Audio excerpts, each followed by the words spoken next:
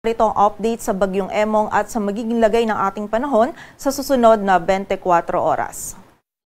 Mas humina pa at nag-downgrade na into a tropical depression si Bagyong Emong at huli itong namataan sa layong 500 kilometers northeast ng Itbayat, Batanes. Taglay na nito ngayon yung lakas ng hangin na 55 kilometers per hour malapit sa sentro at bugso ng hangin na umaabot sa 70 kilometers per hour. Ito'y kumikilos pahilaga-hilagang silangan sa bilis na 45 kilometers per hour and mapapansin nga po natin na mas bumilis yung pagkilos nito and ina-expect po natin between this 5 a.m. to 7 a.m. ay nasa labas na ito ng ating area of responsibility. And sa kasalukuyan, wala na pong epekto si Bagyong Emong sa anumang bahagi ng ating bansa. Samantala, yung isa pang bagyo na minomonitor natin, yung dating si Bagyong Dante, ay huling namataan sa layong 640 kilometers hilaga ng Itbayat, Batanes. And gaya po ni Bagyong Emong, ay wala na rin po itong epekto sa anumang bahagi ng ating bansa. And bukod po dito, meron pa tayong isang bagyo na minomonitor sa labas ng ating area of responsibility. Ito ay isang tropical storm na may international name na Krosa. Huli po itong namataan sa layong 2,315 kilometers silangan ng Northern Luzon. And gaya po ni Bagyong Emong and Bagyong Dante, ay wala po itong epekto sa anumang bahagi ng ating bansa and less likely rin po na pumasok ito sa loob ng ating area of responsibility. Ngunit sa mga susunod po na araw, kapag naging mas pahilaga na yung pagkilos nito o yung mas naging mataas na po yung lokasyon nito ni Tropical Storm Krosa, ay posible po na slightly ma-enhance nito yung southwest monsoon o habagat, kung saan yung habagat po yung patuloy na magdudulot ng mga pag-ulan ngayon maging sa mga susunod na araw, lalong-lalo na po diyan dito sa may western section ng Luzon. Kaya patuloy pong pag-iingat para sa ating mga kababayan sa banta pa rin ng mga pagbaha at pagguho ng lupa. At ayon nga sa ating latest forecast track analysis ni Bagyong Emong, patuloy na nga po itong palayo sa anumang bahagi ng ating kalupaan. And muli, between this 5 a.m. to 7 a.m. ay nasa labas na po ito ng ating area of responsibility. And mapapansin na din po natin na hindi na po hagip ng mga malalakas na hangin na dala nito yung area ng extreme northern Luzon. And posible din po na paglabas nito ng ating area of responsibility ay mas humina pa ito at maging isang low pressure area na lamang.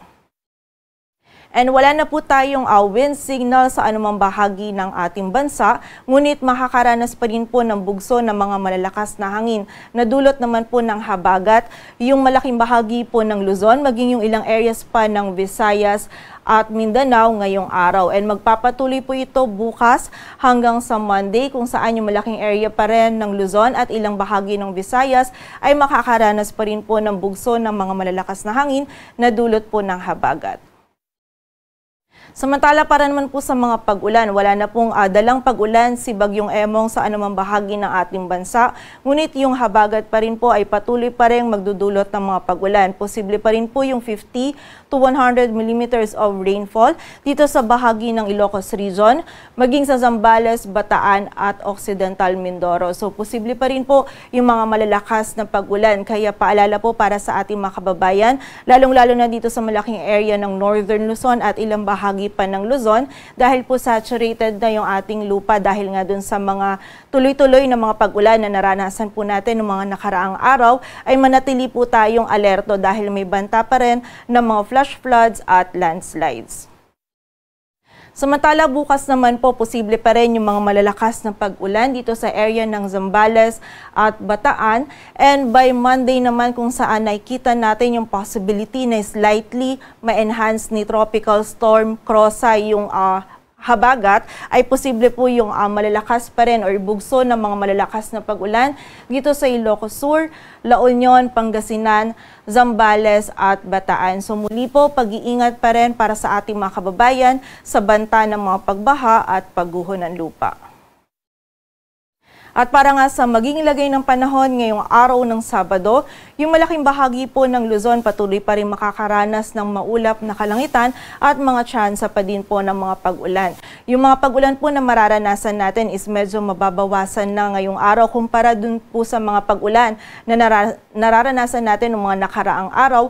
Ngunit posible pa rin po yung bugso ng mga malalakas na pag-ulan dito sa Ilocos Region, maging sa area ng Zambales, Bataan, Occidental Mindoro, dulot po ito ng habagat. Samantala, magiging makulimlim din po yung panahon dito sa Metro Manila, maging sa bahagi ng Cordillera Administrative Region, sa Cagayan Valley, rest of Central Luzon, sa area ng Calabarzon at sa nalalabing bahagi pa ng Mimaropa.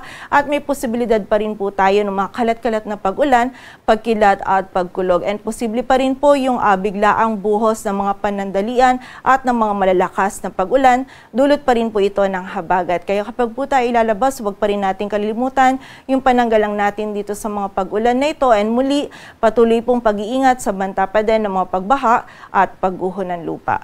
Samantala dito naman sa area ng Bicol Region, magiging bahagyang maulap hanggang sa maulap po yung ating kalangitan. May tsansa pa rin ng mga isolated ng mga pag-ulan, pagkilat at pagkulog.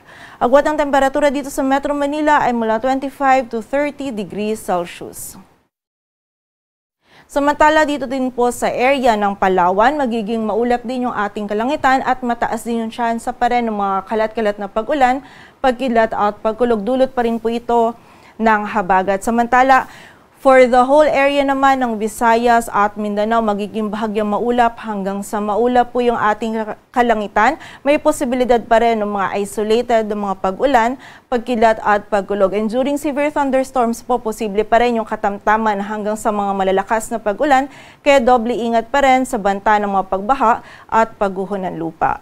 Agwat ang temperatura sa Cebu ay mula 27 to 32 degrees Celsius at sa Davao naman ay 27 to 33 degrees Celsius. Sa kasalukuyan, wala na po tayong nakataas na gale warning, ngunit iba yung pag-iingat pa rin sa mga kababayan natin maglalayag dito sa may western and northern seaboards ng Luzon sapagkat magiging katamtaman hanggang sa maalon pa rin po yung lagay ng ating karagatan. Patuloy po tayo magantabay sa updates na ipapalabas ng Pag-asa at para sa mas kumpletong impormasyon, bisitahin ang aming website pag-asa.dost.gov.ph. At para naman po sa mga pinapalabas ng ating mga regional offices ng mga rainfall warnings or yung mga thunderstorm advisories, bisitahin lamang po ang panahon.gov.ph. At yan po muna ang latest dito sa Weather Forecasting Center ng Pag-asa. Grace Castañeda, magandang umaga po.